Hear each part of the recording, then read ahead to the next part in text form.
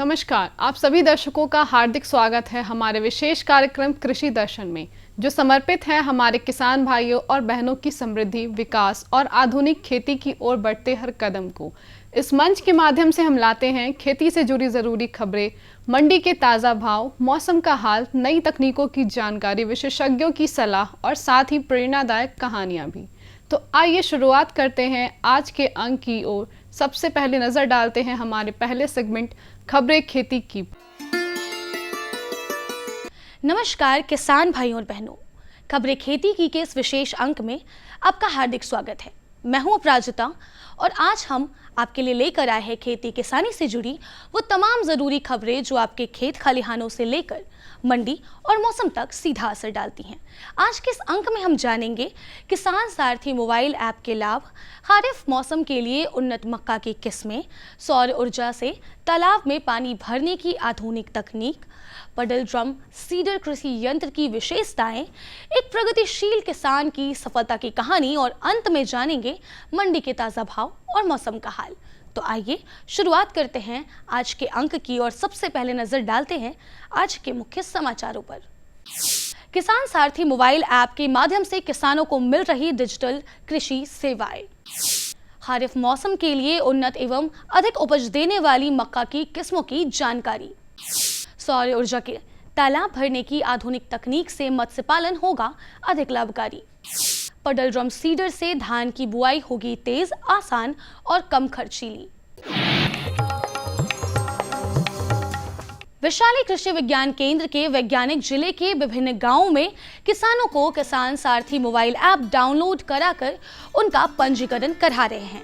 किसान इस ऐप के माध्यम से घर बैठे कृषि वैज्ञानिकों से सीधे जुड़ सकते हैं। ऐप पर फसल में कीट एवं रोग नियंत्रण, मौसम संबंधी जानकारी, फल एवं सब्जियों के प्रबंधन तथा अन्य कृषि तकनीकों पर विशेषज्ञों से डिजिटल सलाह प्राप्त की जा सकती है।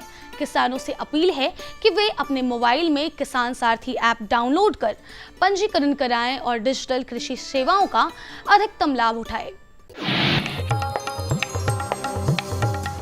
यदि आप खारिफ मौसम में मक्का की खेती करने जा रहे हैं तो उन्नत एवं अधिक उत्पादन देने वाली हाइब्रिड किस्मों का चयन करें। बिहार के लिए DKC 9108, DKC 9141, NK 6240 और PAC 740 जैसी किस्में किसानों के बीच लोकप्रिय है। इसके अलावा पूसा HQPM 1 और विवेक QPM 9 पोषण युक्त गुणवत्तापूर्ण प्रोटीन मक्का की बेहतर किस्में हैं।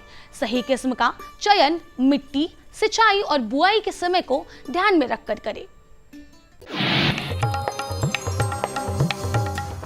सौर ऊर्जा से तालाब में पानी भरने की तकनीक मत्स्य पालकों के लिए कम लागत और पर्यावरण के अनुकूल समाधान है। तालाब के पास पर्याप्त धूप वाले स्थान पर सोलर पैनल लगाकर सोलर पंप के माध्यम से बोरवेल, कुएं, नदी या नहर से पानी तालाब तक पहुंचाया जा सकता है। इससे डीजल और बिजली पर होने वाला खर्च कम होता है, समय पर तालाब में पानी उपलब्ध रहता है और मछलियों का बेहतर विकास होता है। किसानों को समय समय पर सोलर पैनल और पंप का रखरखाव भी करना चाहिए। आज का कृषि यंत्र है पडल ड्रम सीडर। ये धान की खेती में कीचड़ युक्त एवं समतल खेत में सीधे अंकुरित धान के बीजों की बुआई के लिए उपयोग किया जाता है। इस यंत्र से रुपाई की तुलना में समय और श्रम दोनों की बचत होती है। बीज समान दूरी पर गिरते हैं जिससे पौधों का बेहतर विकास होता है। मजदूर की लागत कम होती है और निराई गुड़ाई जैसे कार्य भी आसानी से किए जा सकते हैं। सही उपयोग से अच्छी उपज प्राप्त करने में भी मदद मिलती है। वैशाली जिले के प्रगतिशील किसान मिथिलेश ठाकुर ने रासायनिक खेती छोड़कर जैविक खेती अपनाई और आज उनकी आमदनी पहले से दोगुनी हो गई है। उन्होंने गोबर की खाद, जीवामृत, नीम आधारित जैविक दवाओं और फसल चक्र जैसी तकनीकों को अपनाया। शुरुआत में कुछ कठिनाइयां आई, लेकिन धीरे धीरे मिट्टी की गुणवत्ता सुधरी, उत्पादन बढ़ा और बाजार में उनकी उपज को बेहतर कीमत मिलने लगी। खेती सर हम कर रहे हैं, बैगन रोपे हुए हैं, भिंडी रोपे हुए हैं, घिवड़ा कद्दू सबका खेती हम लोग करते हैं। और जिसमें जो है कि हम लोग पूंजी लगाते हैं 1 लाख से 1.5 लाख हाँ, आ गया तो ठीक है और नहीं तो चला गया तो चला गया। हाँ, और हम लोग जो है कि मैंने अथी से सीख करके आए थे, उसमें से और हम लोग का खेती कर रहे हैं ढंग से, उसमें मुनाफा हो रहा है, हम लोग खुश हैं। अनाजों के बाद सब्जियों में आलू और प्याज प्रमुख माना गया है। आइए अब चलते हैं बाजार समिति आलू प्याज मंडी, जहां जानेंगे आलू और प्याज के ताजा बाजार भाव। नया लाल आलू 2000 रुपये प्रति क्विंटल, नया सफेद आलू 1800 रुपये प्रति क्विंटल और लोकल प्याज 2500 रुपये प्रति क्विंटल। आज बिहार के अधिकांश हिस्सों में मानसून सक्रिय रहने की संभावना है। राज्य के अधिकांश जिलों में हल्की से मध्यम वर्षा तथा कुछ स्थानों पर गरज चमक के साथ भारी बारिश हो सकती है। अधिकतम तापमान 30 से 33 डिग्री सेल्सियस और न्यूनतम तापमान 25 से 27 डिग्री सेल्सियस के बीच रहने का अनुमान है। हवा की गति 10 से 20 किलोमीटर प्रति घंटा रह सकती है, जबकि गरज चमक के दौरान हवा के झोंके 30 से 40 किलोमीटर प्रति घंटा तक पहुंच सकते हैं। किसानों को सलाह है कि मौसम को ध्यान में रखते हुए खेतों में जल निकासी की व्यवस्था बनाए रखें तथा उर्वरक एवं कीटनाशकों का छिड़काव साफ मौसम में ही करें। तो ये थी आज की प्रमुख खेतीबाड़ी से जुड़ी खबरें, मंडियों के ताज़ा भाव और मौसम का पूर्वानुमान। साथ ही हमने जानी कुछ नई तकनीकें और मशीनें जिनसे खेती और पशुपालन को और अधिक सशक्त और लाभकारी बनाया जा सकता है। और हाँ, हमें मिली एक किसान की प्रेरणादायक सफलता की कहानी भी, जिसने साबित किया कि परंपरागत खेती भी अगर सही तरीके से की जाए तो बेहतर मुनाफा और पहचान दोनों मिल सकते हैं। अब समय है हमारे अगले सेगमेंट का, जिसमें हम जुड़ेंगे एक और महत्वपूर्ण जानकारी के साथ। यह विषय न सिर्फ खेती किसानी से जुड़े लोगों के लिए महत्वपूर्ण है, बल्कि इससे जुड़ी बातें आने वाले समय में नए अवसरों के द्वार भी खोल सकती है। तो आइए विस्तार से समझते हैं इस विषय को हमारे विशेषज्ञ के माध्यम से। नमस्कार दर्शकों, मैं डॉक्टर अर्पिता ने आप सभी का स्वागत करती हूँ डीडी बिहार के इस खास कार्यक्रम जो कि समर्पित है आर्थिक उद्देश्य को। जी हाँ, मैं बात कर रही हूँ कृषि दर्शन की। मैं बहुत बहुत स्वागत करती हूँ आप सभी का। और आज हम बात करेंगे कि मछलियों में जो प्रजनन की जो तकनीक होती है, उन्नत प्रजनन की, वो क्या होती है, उसकी पूरी टेक्निकलिटी क्या होती है। क्योंकि हम सभी जानते हैं जो मछली पालन है, जो मत्स्य पालन है, वो कोई साधारण कृत्य नहीं है। उसमें डिफरेंट तरह की ऑर्गेनाइजेशनल फंक्शनैलिटी लगती है, स्ट्रक्चरल फंक्शनैलिटी लगती है। और आज हम बात करेंगे इसी पर। और हम सबके बीच में हमारे विशेषज्ञ डॉक्टर पवन कुमार शर्मा जी, जो कि विषय वस्तु विशेषज्ञ हैं मछली पालन के। और सर हमारे पास आए हैं कृषि विज्ञान केंद्र सिवान से। सर, आपका बेहद स्वागत है हमारे इस कार्यक्रम में जी। और देखिए कि सबसे पहले हम आपसे यह जानना चाहेंगे कि जो मछली की जो प्रजनन की जो तकनीक होती है, उन्नत प्रजनन की, तो इसकी पूरी क्या विशेषता है, क्या उपयोगिता है, ये आप हमारे खास दर्शकों, हमारे किसान भाइयों को बताएं। हाँ, देखिए मैडम, आपने जो सवाल किया है वो किसान भाइयों के लिए बहुत ही महत्वपूर्ण सवाल है। क्योंकि जिस तकनीकी की हम बात कर रहे हैं, उस तकनीकी ने मछली पालन के क्षेत्र में एक नई क्रांति पैदा कर दी है। क्योंकि मछली पालन व्यवसाय, अगर भारत देश में बात करूं तो नया व्यवसाय नहीं है। ये सदियों पुराना, कई हजार वर्षों पहले से ये व्यवसाय होता रहा है। लेकिन उस समय इस व्यवसाय का प्रारूप कुछ अलग था। उस समय विशेषकर मछुआरा प्रजाति के जो लोग हैं, मछुआरा जाति के जो लोग हैं, वो नदियों में या समुद्र में जाकर के जाल फेंक करके मछली पकड़ा करते थे और उससे अपने आजीविका अर्न किया करते थे, उससे अपना जीवन यापन किया करते थे। धीरे धीरे तकनीकी का विकास हुआ और जो नदी और समुद्र पर आधारित मछली पालन था वो तालाब की तरफ मूव कर गया। और तालाबों के अंदर मछली पालन करने के लिए विशेष रूप से बीज की आवश्यकता महसूस होने लगी। उसके साथ और भी कई तकनीकी का इन्वेंशन हुआ, जैसे रिसर्कुलेटरी एक्वाकल्चर सिस्टम आ गया, बायोफ्लोक टेक्निक आ गई, रेसवे कल्चर आ गया। और इन सब तकनीक के अंदर जो मूलभूत आवश्यकता थी वो बीज की थी। तो उस बीज की आवश्यकता को पूरी करने के लिए उस समय क्या होने लगा कि नदियों और समुद्र के अंदर भी मछली जो प्राकृतिक रूप से ब्रीडिंग करती थी, वहाँ से उनके जो ब्रीडिंग ग्राउंड्स होते थे, उस ब्रीडिंग ग्राउंड से वो लोग मछली के बीज इकट्ठे करते थे और वो बीज ला करके तालाबों के अंदर डाला करते थे। धीरे धीरे इसमें नई तकनीकी विकसित हुई और उन्नत प्रजनन तकनीक आ गई। उस उन्नत प्रजनन तकनीक के माध्यम से कृत्रिम रूप से मछली का प्रजनन करवा करके हैचरी के अंदर उसका सीड प्रोडक्शन किया जाने लगा और वो जो निर्भरता प्राकृतिक बीज पे कभी हुआ करती थी वो कम हो गई या खत्म हो गई। अब आज के युग में क्या होता है कि हैचरी बनाया जाता है, एक प्रजनन केंद्र मछली का बनाया जाता है और उस प्रजनन केंद्र में हार्मोन्स की सहायता से इंड्यूस्ड ब्रीडिंग करवाई जाती है और उस इंड्यूस्ड ब्रीडिंग से जब भी मछली किसान को आवश्यकता होती है वहाँ से बीज अपना लेता है और तालाब के अंदर डालता है। कई बार हम लोग रिकमेंड करते हैं वैज्ञानिक विधि से मछली पालन करना है तो आपको स्पॉन्ज साइज का बीज नहीं डालना है, आपको बड़े साइज का बीज डालना है जिसमें फिंगरलिंग साइज या एडवांस फिंगरलिंग साइज का बीज हम रिकमेंड करते हैं। तो वो बीज भी हैचरी के अंदर प्रोड्यूस होता है और वहाँ से किसान भाई एक एक्स्ट्रा इनकम भी जनरेट करने के लिए अपने बीज को ऊंचे दाम पर बेच करके और अपनी आजीविका को बढ़ा सकता है, अपनी जो कुल उसकी आय है उसमें वृद्धि कर सकता है। तो ये जो तकनीक है ये बहुत महत्वपूर्ण तकनीक है। जी हाँ, और सर देखिए आपने उपयोगिता की तो बात की, अब हम आपसे जानना चाहेंगे कि उन्नत प्रजनन की जो पूरी जो तकनीक है या जो पूरा जो उसका टेक्निकल रिव्यू है ये क्या है, आप हमारे दर्शकों को बताएं।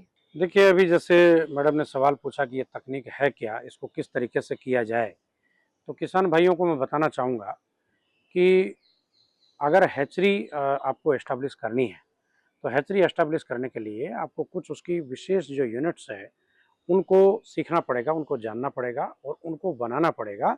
तब वहाँ पर आप जो है मछली का बीज डेवलप कर पाएंगे, उसकी ब्रीडिंग प्रॉपर कर पाएंगे। तो इस इकाई के अंदर जो महत्वपूर्ण इसके अंग हैं उसमें सबसे पहला होता है ओवरहेड टैंक, यानी कि आपने जहाँ पर हैचरी बनानी है वहाँ पर एक ओवरहेड टैंक बनेगा। वो ओवरहेड टैंक जिस बिल्डिंग को आप हैचरी के रूप में बना रहे हैं मैं सजेस्ट करूँगा कि उसके टॉप पर आप उसको बना दें।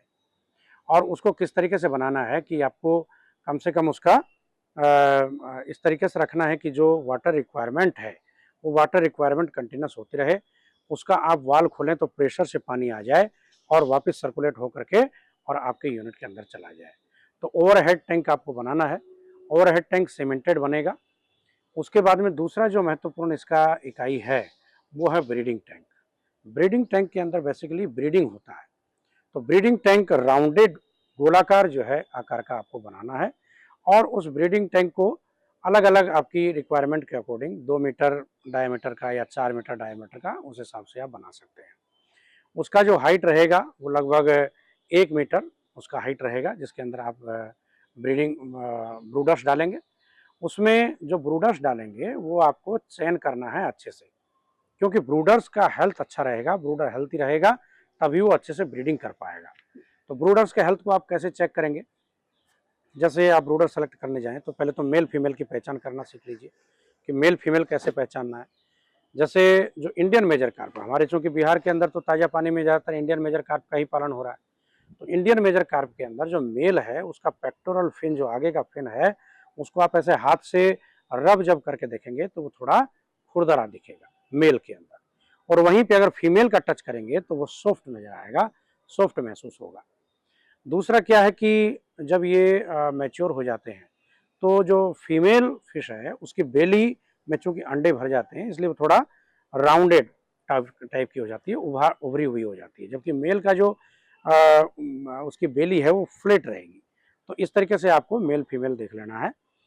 फिर उसके बाद में आपको तब भी मान लीजिए थोड़ा डाउट है कि नहीं समझ में आ रहा है तो हल्का सा उसकी जो बेली है उसको आप प्रेस कीजिए, ऐसे अंगूठे से उसको पलट करके अंगूठे से जब प्रेस करेंगे तो प्रेस करने से क्या होगा कि जो मेल रहेगा उसमें मिल्ट सफ़ेद दूध जैसा एक लिक्विड निकलेगा, जबकि फीमेल की बेली जब आप प्रेस करेंगे तो चूँकि वो मैच्योर हो गई है, अंडे उसके अंदर बन गए हैं, इसलिए उसमें अंडे निकलेंगे, तो उससे आप पहचान जाएंगे।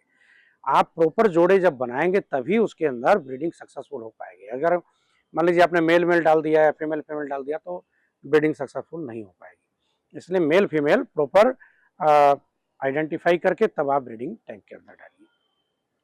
ब्रीडिंग टैंक में डालने के बाद में आपको क्या करना है कि दोनों को हार्मोनल इंजेक्शन दे देना है। हार्मोनल इंजेक्शन की एक निश्चित मात्रा होती है। हार्मोनल इंजेक्शन भी डिफरेंट आज की तारीख में मार्केट में अवेलेबल हो गए। पहले तो ज़्यादा नहीं थे, पहले तो पिट्यूटरी ग्लैंड एक्सट्रैक्ट को ही इसमें हाइपोफाइजेशन टेक्निक के अंदर मछली के अंदर इंसर्ट किया जाता था इंजेक्शन के माध्यम से। तो अब इंजेक्शन देना है, उसमें भी आपको थोड़ा सावधानी रखनी है कि किस तरीके का इंजेक्शन देना है। उसका जो निडल है उसका साइज भी आपको जानना जरूरी है, क्योंकि ज़्यादा मोटा अगर मान लीजिए निडल आपने उसमें इंसर्ट कर दिया तो भी मछली को स्ट्रेस हो जाता है। उसके बाद में कभी कभी ऐसा होता है कि मछली मर भी जाती है। तो आपको ध्यान रखना जरूरी है कि 22 साइज की जो निडल है, 22 या 24 साइज की निडल उसके लिए इस्तेमाल करनी है। और उससे आपको इंजेक्शन कहाँ देना है वो भी आपको मालूम होना चाहिए कि उसके जो डोर्सल फिन है उसके पास में, या फिर जो है उसका जो अपर साइज है वेंट्रल लाइन की उसकी ऊपर साइड में आपको वहाँ पर इंजेक्शन देना है। और इंजेक्शन दे करके देन उन ब्रूडर्स को ब्रीडिंग करवाना है। ब्रीडिंग करवाने के बाद में आगे का प्रोसेस उसका होगा, तब आप जो है उसका सीड प्रोड्यूस कर पाएंगे। सर, जाते जाते आप हमारे दर्शकों को बताएं कि जो ब्रीडिंग प्रोसेस होती है ब्रूडर्स को डालने के बाद, वो आगे की क्या जो पूरी जो प्रोसेस होती है, जो प्रक्रिया होती है, वो हमारे किसान भाइयों को बताएं। देखिए, अभी मैडम ने पूछा कि ब्रीडिंग टैंक के बाद में क्या प्रोसेस है। तो ब्रीडिंग टैंक के बाद में जब ये ब्रूडर्स जो है अपने अंडे और अपना स्पर्म छोड़ते हैं, मिल्ट छोड़ते हैं, तो वो मिक्स होता है। फिर उसके बाद में स्पॉनिंग का प्रोसेस होता है, बच्चे बाहर आते हैं तो फिर उसको स्पॉनिंग टैंक के अंदर शिफ्ट कर दिया जाता है। इंक्यूबेशन पीरियड के बाद में स्पॉनिंग होती है। और उसके बाद में जो स्पॉन निकलते हैं वो 3 दिन तक चूँकि खाना नहीं खाते हैं, इसलिए उनको वहाँ पे रेयर करके, और जब ये खाना खाने चौथे दिन से स्टार्ट करते हैं तब इनको जो है नर्सरी टैंक में स्टॉक कर दिया जाता है। वहाँ से नर्सरी टैंक से इनको फिर बाद में रेयरिंग टैंक के अंदर स्टॉक किया जाता है। और वहाँ से फिर किसान इनको रेयर करके, पाल करके और फिर जो है अपना सेल आउट करता है। सर, आप हमारे कार्यक्रम में आए, अपना कीमती वक्त दिया, इसके लिए आपका बहुत बहुत शुक्रिया। धन्यवाद। तो दर्शकों, इस तरह से आपने हमारे विशिष्ट अतिथि से जाना और समझा कि किस तरह से जो मछलियों में जो उन्नत प्रजनन की जो तकनीक होती है वो क्या होती है। डॉक्टर पवन कुमार शर्मा जी ने बताया कि जो उसकी जो पूरी उपयोगिता होती है वो किस प्रकार से होती है, ब्रीडिंग प्रोसेस होती है वो किस प्रकार से होती है। हमारे जो किसान भाई हमारे इस कार्यक्रम को देख रहे हैं, मुझे उम्मीद है कि उनके मन में जो भी सवाल रहे होंगे उन्हें उनका प्रत्युत्तर जरूर मिला होगा। तो इसी के साथ आप सबों से मैं आज्ञा लेना चाहूंगी। हम फिर मिलेंगे अगले कार्यक्रम में एक नए विषय और विशेषज्ञ के साथ। तब तक के लिए मुझे और मेरी पूरी टीम को दीजिए इजाजत, और आप देखते रहे कृषि दर्शन। नमस्कार। विशेषज्ञ से मिली ये उपयोगी जानकारियां निश्चित रूप से आपके लिए लाभकारी सिद्ध होंगी। अब समय है एक छोटे से विराम का। आप कहीं जाइएगा मत, क्योंकि ब्रेक के बाद हम लौटेंगे और भी रोचक और उपयोगी जानकारी के साथ। बने रहिए हमारे साथ कृषि दर्शन में। हर जोखिम से निकल कर फसल आए, सुरक्षित हो जाए। फसल बीमा से हर किसान अब आत्मनिर्भर हो जाए। अब सूखा पड़े या बाढ़ आ जाए, कोई डर नहीं। अब ओले पड़े या कीट पतंगे फसल खा जाए, कोई फिक्र नहीं।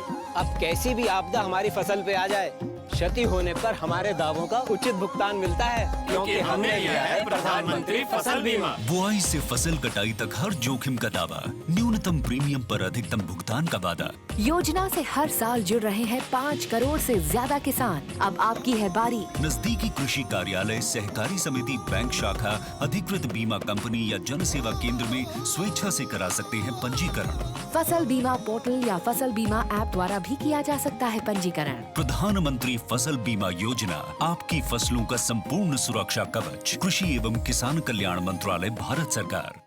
ब्रेक के बाद एक बार फिर से स्वागत है आपका हमारे खास कार्यक्रम कृषि दर्शन में।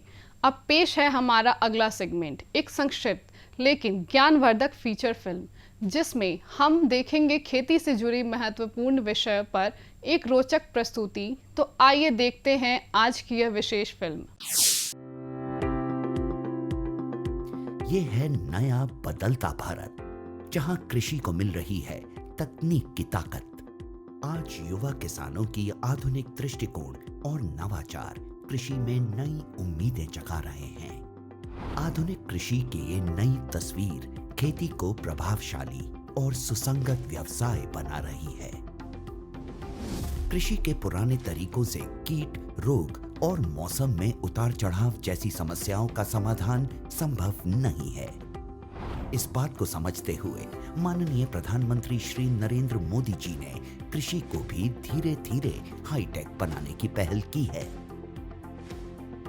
ड्रोन टेक्नोलॉजी हमारे कृषि सेक्टर को दूसरे लेवल पर ले जाने वाली है। किस जमीन पर कितनी और कौन सी खाद डालनी है, मिट्टी में किस चीज की कमी है, कितनी सिंचाई करनी है, ये भी हमारे यहाँ अंदाजे से होता रहा है। ये कम पैदावार और फसल बर्बाद होने का बड़ा कारण रहा है। लेकिन स्मार्ट टेक्नोलॉजी आधारित ड्रोन यहां भी बहुत काम आ सकते हैं। प्रधानमंत्री जी के दूरदर्शी नेतृत्व में केंद्रीय कृषि एवं किसान कल्याण मंत्रालय बड़ी तेजी से किसानों को टेक्नोलॉजी से जोड़ रही है। सरकार कृषि कार्यों के लिए ड्रोन के उपयोग को प्रोत्साहित कर रही है। किसान ड्रोन कृषि उद्योग में क्रांति ला रहा है। यह तकनीक भारतीय कृषि समुदाय का भविष्य है। ड्रोन का प्रयोग पारंपरिक खेती के तरीकों को बदल रहा है। ड्रोन एक आधुनिक तकनीक एक नई आई है, जिससे हमें उससे बहुत फ़ायदा हो रहा है। जो दवाई डाल देते हैं ड्रोन में उड़ के स्प्रे करती है जैसे, और दवाई भी छिड़कती है, हमें बचाव होता है, शरीर का बचाव होता है, उससे बहुत सारे फ़ायदे हैं। पहले हम स्प्रे करते थे मशीन में 100 लीटर पानी 200 लीटर पानी में 1 किलो स्प्रे होती थी, अब उसमें 10 लीटर पानी में 1 किलो स्प्रे होती है। अत्याधुनिक तकनीक, हाई रेजोल्यूशन कैमरों और उन्नत सेंसर से लैस किसान ड्रोन भारतीय कृषि क्षेत्र की काया पलट करने की क्षमता रखता है। कीटनाशकों और उर्वरकों का छिड़काव, हवाई निगरानी, फसल और मृदा स्वास्थ्य की निगरानी, बीजारोपण, क्षतिग्रस्त फसलों का आकलन और फसल बीमा के दावों का तेजी से निपटान के अलावा फसलों के स्वास्थ्य संबंधी रियल टाइम जानकारी दे सकता है। यह कीटों, बीमारियों और पोषक तत्वों की कमी की पहचान कर सकता है। इसकी मदद से समय रहते किसान अपनी फसलों की सुरक्षा के उपाय कर सकते हैं। इससे सबसे बड़ा फायदा है कि आप इसमें दवाई डाल के और इसको भर के छोड़ देंगे, पूरे खेत में करके वापस वहीं आ जाएगा।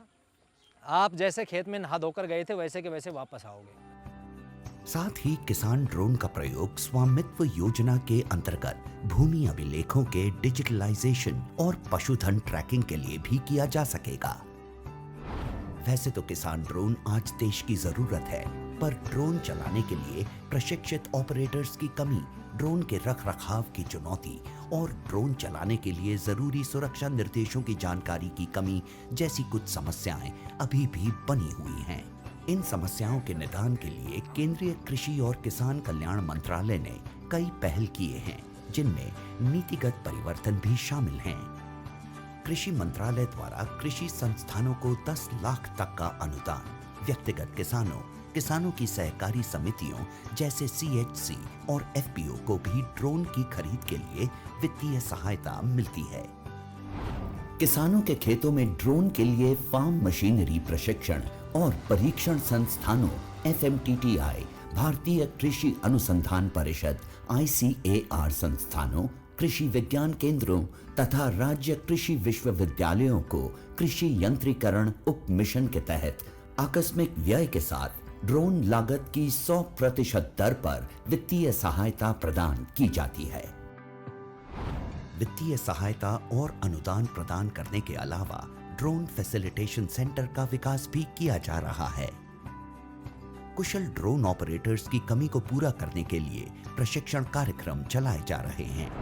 प्रशिक्षित किसानों की DGCA द्वारा सभी जरूरी औपचारिकताएं प्रशिक्षण केंद्रों में ही पूरी कर ली जाएं, यह भी सुनिश्चित किया जा रहा है। ड्रोन प्रौद्योगिकियों के अनूठे लाभों को ध्यान में रखते हुए मंत्रालय ने ड्रोन के जरिए 10 तरह के फसलों पर कीटनाशक के छिड़काव हेतु मानव संचालन प्रक्रिया SOP जारी किए हैं। आधुनिक कृषि उद्योग एक महत्वपूर्ण मोड़ पर है। कल तक जो किसान संसाधन के अभाव में मजबूर था, वो अब तकनीक की ताकत से मजबूत हो रहा है। नए भारत की नई तस्वीर गढ़ रहा है।